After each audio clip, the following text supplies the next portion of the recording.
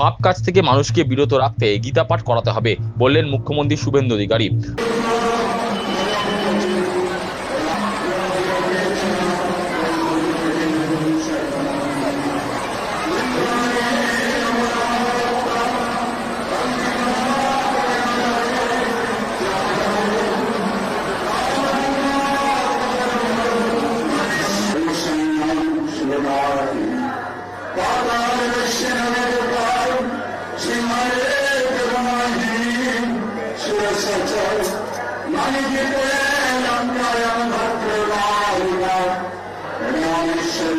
মুখ্যমন্ত্রী হওয়ার পর থেকে রাজ্যের বিভিন্ন ধর্মীয় প্রতিষ্ঠানে সফর করছেন মুখ্যমন্ত্রী শুভেন্দু অধিকারী।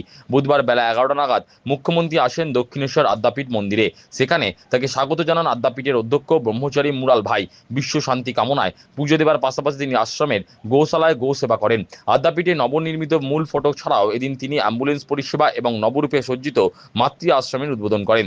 মন্দিরে আরাধনার পর সংঘ পরিচালিত প্রাথমিক বিদ্যালয়ের পড়ুয়াদের সঙ্গে তিনি মিলিত হন। সমাজ গঠনে আধ্যাত্মিক জাগরণ ও সনাতনী প্রতিষ্ঠানের শিক্ষা, স্বাস্থ্য ও সেবামূলক কাজের তিনি গুরুত্ব তুলে ধরেন।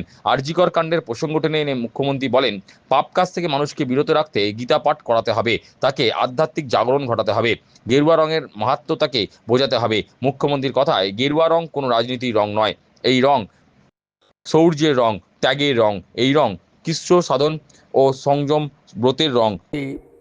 হুঁশযুক্ত মানুষ হতে পারে, তাকে তার ধর্মীয় জাগরণ দরকার রয়েছে, তার আধ্যাত্মিক জাগরণের দরকার রয়েছে।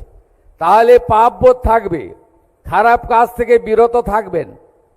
এই যে ছোট ছোট শিশু কন্যা থেকে শুরু করে আরজিকরের মতো ঘটনা, এই পাপ কাজ থেকে মানুষকে যদি বিরত রাখতে হয় তাহলে তাকে গীতা পড়াতে হবে, তাকে আধ্যাত্মিক জাগরণ, তাকে সেই জায়গায় জাগরণ ঘটাতে হবে এবং গেরুয়া রঙের মাহাত্ম্য তাকে বোঝাতে হবে। গেরুয়া রং কোনো রাজনীতির রং নয়, এই রং শৌর্যের রং, ত্যাগের রং, এই রং কৃচ্ছ সাধনের রং, এই রং সংযম ব্রতের রং।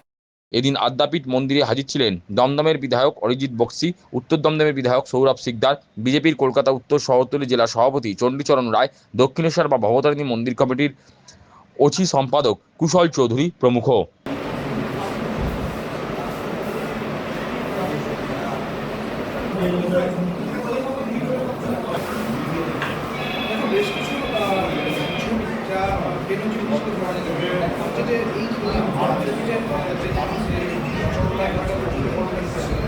মুখ্যমন্ত্রী